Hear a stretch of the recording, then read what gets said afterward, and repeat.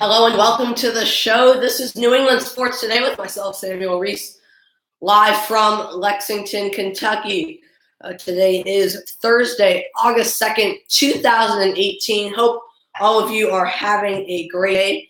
And we got a lot to talk about in New England sports, that's for sure. Let's get right into it. First off, the Baltimore Orioles played the New York Yankees, the final. Baltimore 7, New York Yankees 5. So good news for us Red Sox fans. So now let's look at the AL East standings. Boston is 75-34. The New York Yankees 68-38, 5.5 games behind. Tampa Bay 54-53, 20 games behind. Toronto 48-59, 26 games behind. And Baltimore 33-75, 41.5 games behind. Also, the Red Sox do begin their 4-game series versus the Yankees tonight at Fenway Park, so we'll absolutely be talking about that. Also, the Red Sox did place Chris Sale on the 10-day deal with a left shoulder inflammation. That means Brian Johnson will be starting this season in 6 starts. He's 1-1 with a 1.80 ERA, 30 innings pitched, 12 walks, 24 strikeouts, and a 2.43 opponent average.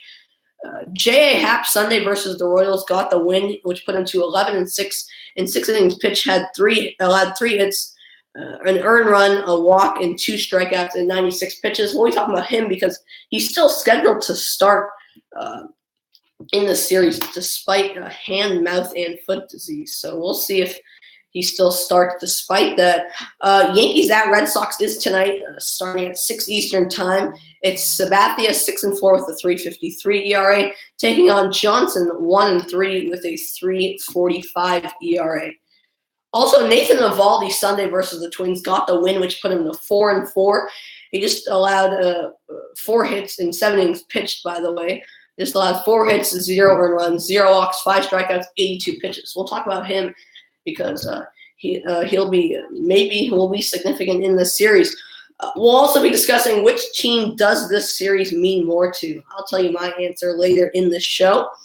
So here are the pitching probables for the Yankees at Red Sox. Tonight, 6 Eastern time, it's Sabathia 6-4, a 3.53 ERA, versus Johnson, who's 1-3 with a 3.45 ERA.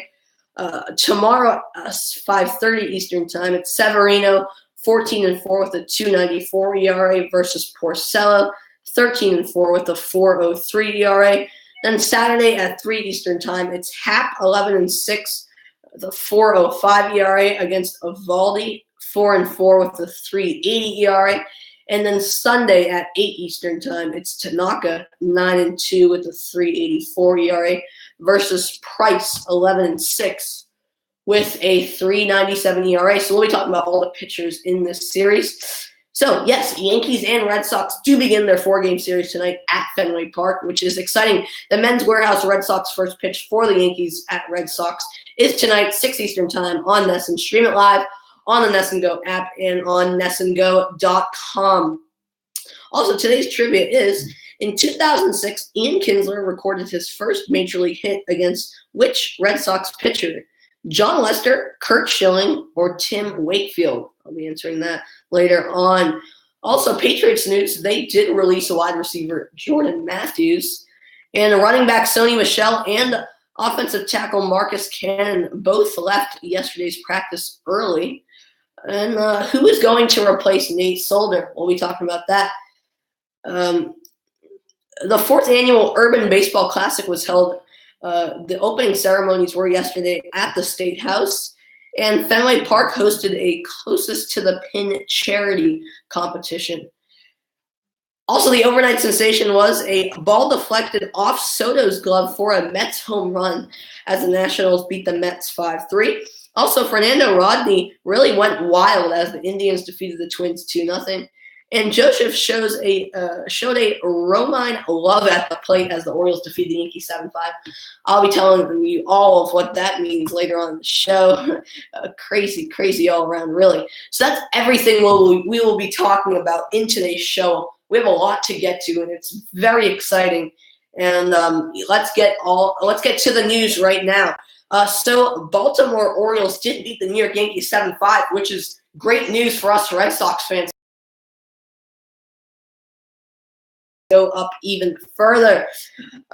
Surprising loss for the Yankees, too, with Baltimore being really one of the worst teams in the league. But good for us anyway. Also, the AL East standings, Red Sox in first place and the Yankees in second, 5.5 games back. So heading into the series, the Yankees are 5.5 games back. I'll be telling you why.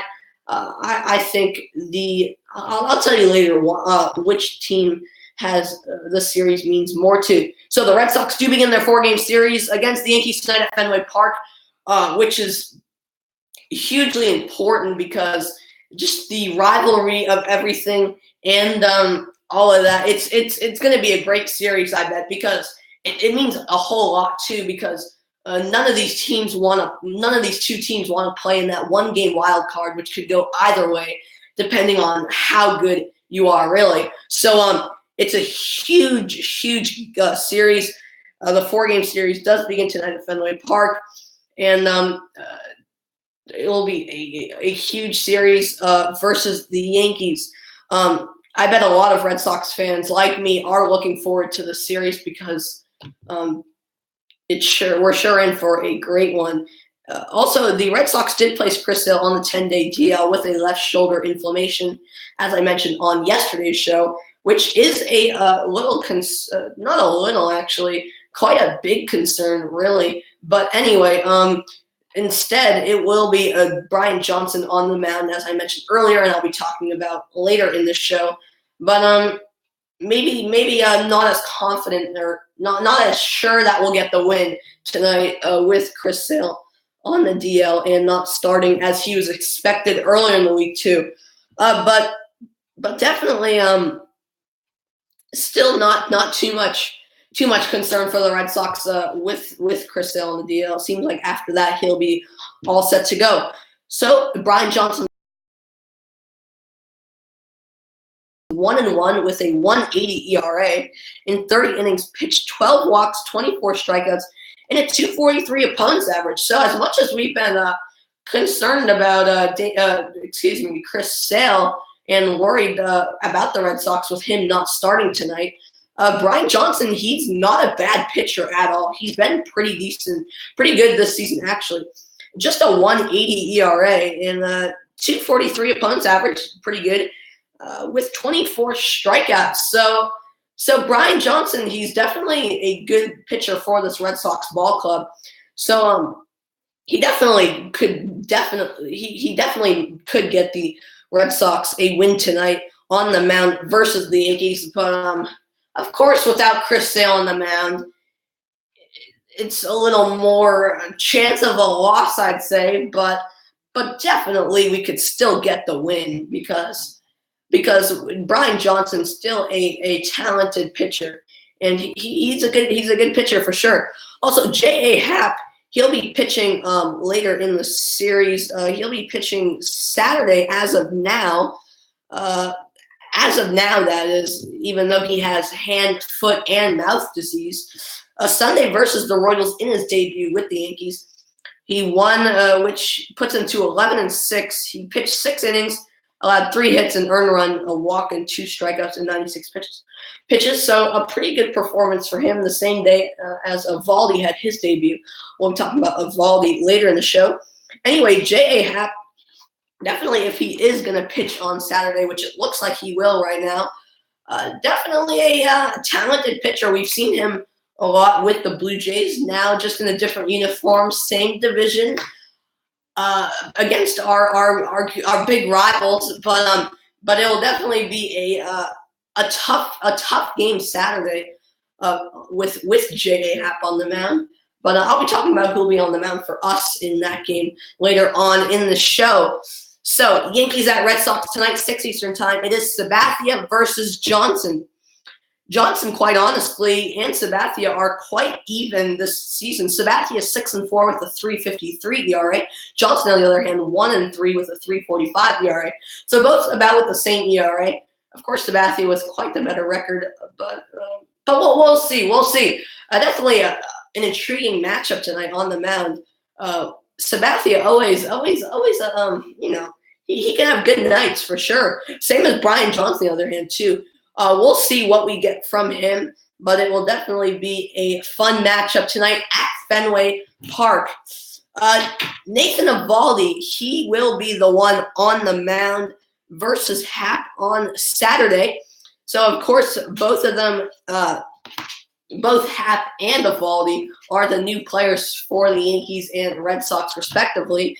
Anyway, Eovaldi, in his debut with the Red Sox on Sunday versus the Twins, got the win, which put him to 4-4. He pitched 7 innings, just allowed 4 hits, 0 earned runs, 0 walks, 5 strikeouts, 82 pitches. So you could definitely argue that Eovaldi had the better debut than Happ, which is huge confidence heading into Saturday's game for the Red Sox and Nathan Eovaldi. And Nathan Eovaldi could be key to the series, especially in that third game, depending on if it's 2-0, you're winning, 2-0, you're losing, or the series tied at that point in the series.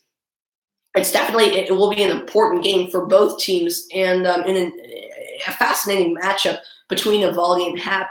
Of course, Eovaldi was with the Rays, Happ with the Blue Jays, the little clubs in the AL East right now who aren't doing too good, going to the big clubs in the AL East, the Yankees and Red Sox. So definitely a lot to play for those two pitchers. The pressure going from down low to very high heading into their starts this weekend. So, speaking of the pressure and all, which team does the series mean more to is a big question. I think the Yankees, because with them 5.5 games back, if the Yankees did get swept, they would go 9.5 games back, and the Red Sox would be in absolutely good shape. Really, with Chris Sale on a 10-day DL, it wouldn't be too worrying anymore. They'd be more comfortable and really in very good shape. On the other hand, the Yankees probably won't want to let a sweep happen at all. They won't, because they'll be playing for the series probably more than the Red Sox, I think, because they have a ton to play for. If the Yankees do win three out of 4 of these games anyway, then the battle is close. And that's probably what the Yankees need to do in order to stay neck and neck with the Red Sox heading to the last part of the season. But it will be interesting to see how the Red Sox and the Yankees do. But I definitely think the Yankees, this series means more to them, because their season could change in 2 different ways this series. They could either probably be looking like they'll have to play in that wild card game, or they could be in a lot better shape with the Red Sox neck and neck. And it could go 2 different ways, really. This series is a huge, pivotal series for both clubs, but especially for the Yankees. So tonight it is Sabathia versus Johnson. Tomorrow, Severino versus Porcello. Severino, of course, the Yankees ace, taking on Porcello, who's been really good for the Red Sox. 2 great pitchers going at it. Maybe Severino has the edge, but Porcello, he'll definitely, if he plays well, he'll put up a good game for the Red Sox.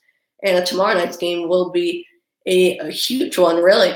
Also on Saturday, as I mentioned, Happ taking on Eovaldi, the new guys for their respective ball clubs playing, and that'll have a lot of implications on that series. And then Sunday in the series closer, it is Tanaka versus Price. Tanaka's been pretty solid lately with a 9-2 record. Price, on the other hand, lately has been good for sure. Definitely even matchup. You could argue Tanaka maybe has the edge by a teeny bit, but I think Price, if he's been playing the way he has, all of these games in this series, these pitchers are very, very even, I'd have to say, especially with the way they've been matched up, because it's not really one-sided at all in any of these games.